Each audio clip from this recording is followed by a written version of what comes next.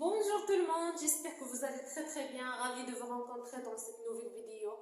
Alors, cette vidéo c'est la suite de la vidéo précédente. Nous sommes encore dans une notion de base de grammaire. Alors aujourd'hui, on va voir la leçon de la phrase. À quoi sert la phrase? Je vous donne une petite définition. Après, je vous donne les 4 types de la phrase. Et puis, on va voir ces constituants de la phrase.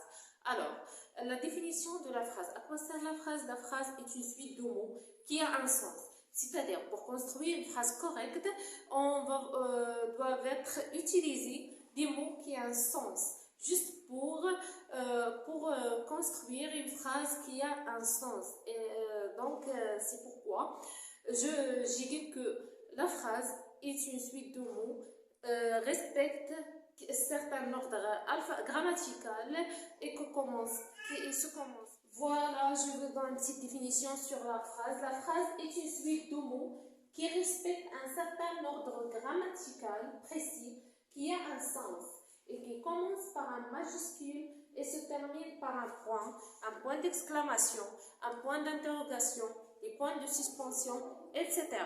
Je vous donne un exemple. La phrase, sur la phrase, par exemple, Laura achète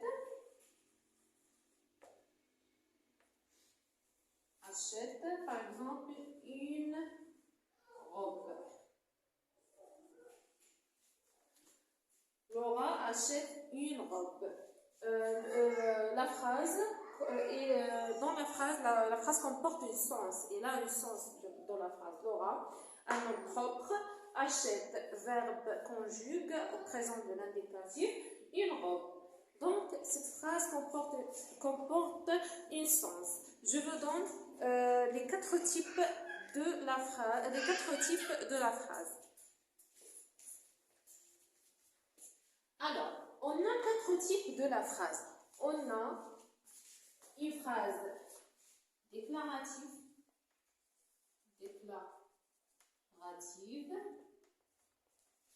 phrase interrogative,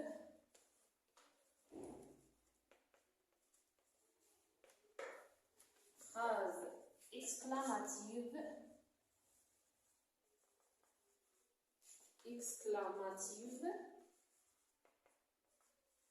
et phrase injonctive. Voilà. On a les 4 types. Voilà, la phrase déclarative, interrogative, exclamative et injonctive. La phrase déclarative se termine par un point. La phrase interrogative se termine par un point d'exclamation. La phrase exclamative se termine par point d'exclamation. La phrase injonctive ou bien phrase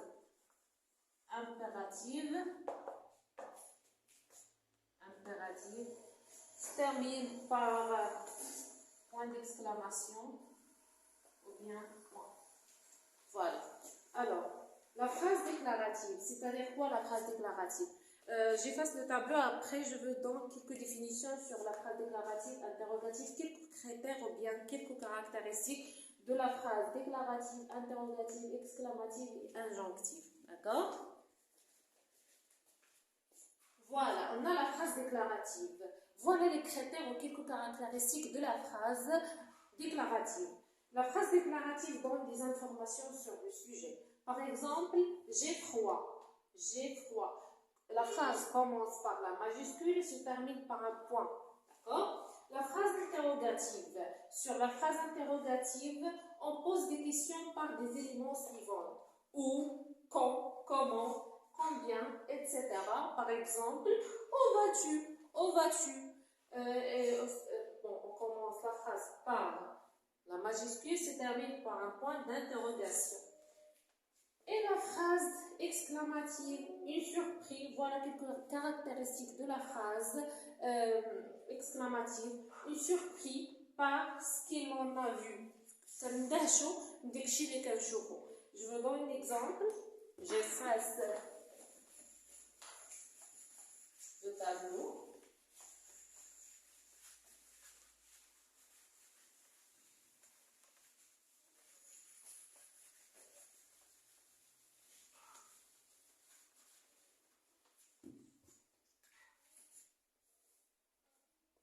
Quelle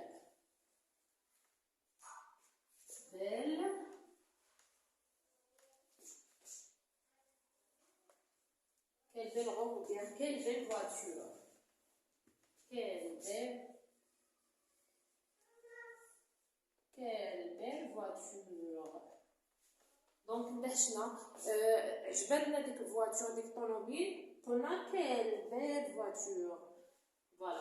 Alors, on a la phrase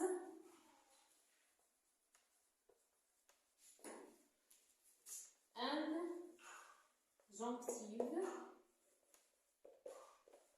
ou bien impérative. Voilà quelques critères de. Je vous donne un exemple. Par exemple, seulement un mot qui il a un sens. Seulement un mot dans un sens. Par exemple, sortez.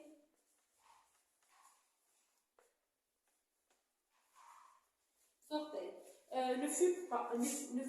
Ne parle plus, par exemple. Ne parle pas. D'accord? Sortez. Ramassez vos affaires. Ramassez vos affaires. C'est-à-dire dans un ordre. Un ordre. Par exemple, dans un ordre. Sortez. Donc, rouge. Ne parle pas, ne parle plus, ramassez vos affaires, etc. Voilà. On va voir maintenant ces constituants de la phrase. J'efface le tableau. Voilà, la phrase et ses constituants. La phrase et ses constituants, c'est-à-dire les comportements de la phrase. On a ces constituants obligatoires.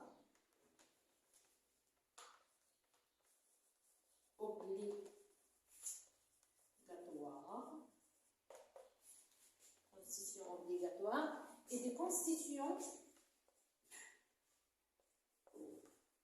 facultatifs. Pardon. Constituants facultatifs. Par exemple, constituant obligatoire. Quelques éléments qu'il ne peut pas effacer. Donc, parce qu'ils jouent un rôle très important dans la phrase. C'est-à-dire, par exemple, ne peut pas des constituants obligatoires qui ne peut jamais effacer, qui ne peut pas effacer. Sont des éléments ne peut pas effacer. Qui ne peut pas effacer sont des éléments très importants qui jouent un rôle très important sur la phrase. Par exemple, groupe verbal,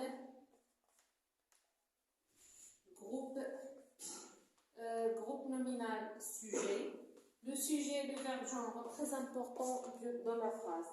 Et les constituants facultatifs, on peut effacer ces éléments.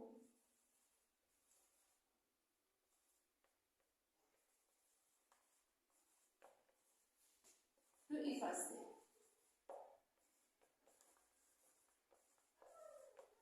Ces éléments peuvent effacer car le sens de la phrase ne change pas. S'il y a des éléments ou s'il n'y a pas, donc ils ne jouent pas un rôle très important dans la phrase, on peut effacer ces éléments. Par exemple, complément circonstanciel de lieu, complément circonstanciel de temps, complément d'objet direct, complément d'objet indirect, etc. Ces compléments, on peut effacer ces compléments, ces éléments, parce qu'ils ne jouent pas un rôle très important sur la phrase. Donc, voilà, les constituants. On a des constituants obligatoires, les ne peut pas effacer, mais le groupe verbal, le groupe sujet, parce que le sujet, par exemple, sujet,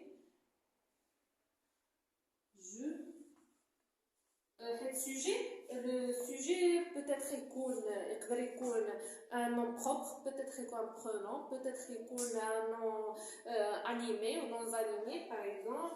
Ici, le pronom je conduis. Je conduis. Donc, je conduis. Je conduis.